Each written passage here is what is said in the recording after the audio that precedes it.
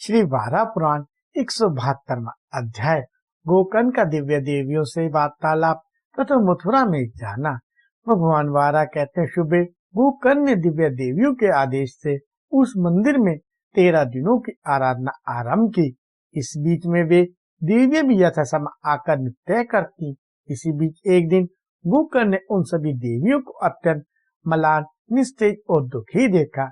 वह सोचने लगा कि शास्त्रों में ठीक ही कहा गया है कि पुत्रहीन पुरुष की सदगति नहीं होती। और मुझ पाप आत्मा के दोष से ये देवियां भी इस स्थिति में आ गई हैं, मानो इन्हें बुढ़ापे ने घेर लिया है। फिर साहस कर उसने उनसे उदास होने का कारण पूछा। इस पर उन देवियों ने कहा, महाभाग यह बात पूछने योग्य नहीं है।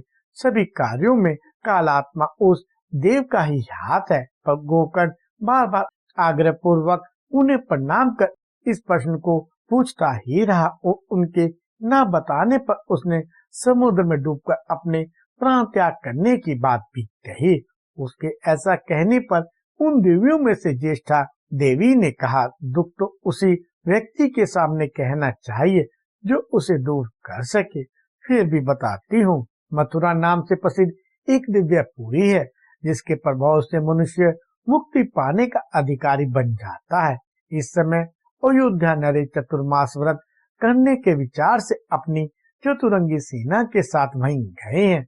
वहाँ विष्णु के 5 मंदिर तथा अनेक फुलवारियां हैं, पर उनके सेवकों ने उन बागीचों को नष्ट भ्रष्ट कर दिया है। इतना कहकर वह तथा सभी देवियां एक साथ रोने लगी। इससे गोकर्ण अत्यंत दुखी हो गया।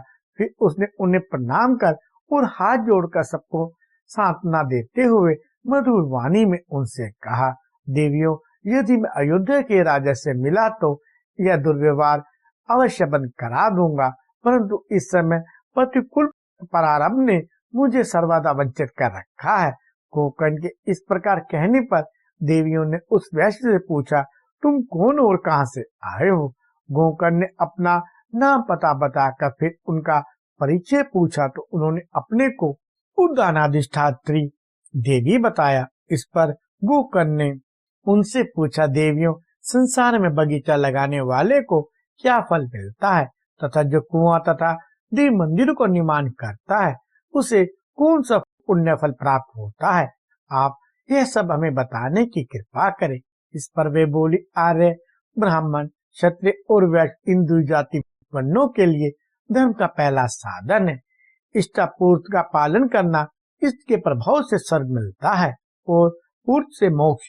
जो पुरुष बिगड़ते हुए वापी, कुआं, तालाब अथवा देव मंदिरों का जीर्णोद्धार कराता है, वह पूर्त के पुण्य फल का भागी होता है। भूमि दान और गोदान करने से पुरुषों के लिए जो पुण्य बताया गया है, वैसे ही फल वृक्षों के लगाने से मानव प्राप्त कर लेते हैं। एक पीपल अथवा एक पिचुमन, नींबू, एक बड़, 10 फूल वाले वृक्ष, 2 अनार, 2 नारंगी और 5 आम के वृक्षों का जो आरोपण करता है वह नरक में नहीं जाता। जिस प्रकार सुपुत्र कुल का उद्धार कर देता है तथा प्रयत्न पूर्वक किया गया अतिकृष्टवध उद्धारक होता है, वैसे ही फलों और फूलों से संपन्न वृक्ष अपने स्वामी का नरक से उद्धार कर देते हैं। भगवान वारा कहते हैं, पृथ्वी, मालती, प्रवृत्ति, पुष्प जाति तथा वृक्षों की यज्ञांग साधन भूता, फलदाता, छायाता एवं गृह उपयोग आदि से संबंध ज्येष्ठा देवी के साथ इस प्रकार वार्तालाप करने के बाद गोकर्ण कहने लगा, अहो, महान दुख की बात है कि मैं अपने माता पिता को भूल गया और उसे मूर्छा आ गई। फिर उन देवियों ने गोकर्ण के मुख पर जल छिड़के, जिससे उसकी चेतना लौटी और फिर देवियों ने उसे आश्वासन दिया और पूछा, अरे, जहाँ से तुम आए हो वहाँ की बातें बताओ। गोकर्ण ने कहा, देवियों, मेरा निवास मथुरा में है। वहाँ मेरे वृद्ध माता पिता और मेरी 4 पतिव्रता पत्नियां भी हैं। वहाँ मेरा एक उद्यान और देवता का मंदिर भी है। इस पर ज्येष्ठा देवी ने कहा, अनग, यदि तुम्हें मथुरा जाने की उत्कट अभिलाषा है तो मैं तुम्हें वहाँ आज ही पहुँचा सकती हूँ। इससे हमें भी मथुरापुरी का दर्शन सुलभ हो जाएगा। तुम इस सुंदर विमान पर अभी बैठो और इन दिव्य रत्न आभूषण तथा फलों को भी साथ ले लो। अब गोकर्ण विमान पर बैठा और भगवान श्री हरि को नमस्कार तथा देवियों का अभिवादन कर मथुरा के लिए प्रस्थित हुआ एवं वहां पहुंचकर उसने अयोध्या के राजा को वे रत्न फल फूल समर्पण किए। वह गोकर्ण को आया देखकर राजा के मन में अपार आनंद हुआ। उसने उसे अपने आसन पर ऐसे बिठाया मानो किसी रत्नदाता धनी व्यक्ति को आसन दे रहा हो और बड़ा प्यार किया। अब गोकर्ण ने राजा से कहा, थोड़ी देर के लिए आप इस स्थान से बाहर चले, अभी मैं एक आश्चर्यमय दृश्य दिखाऊंगा और आपसे कुछ निवेदन भी करूंगा।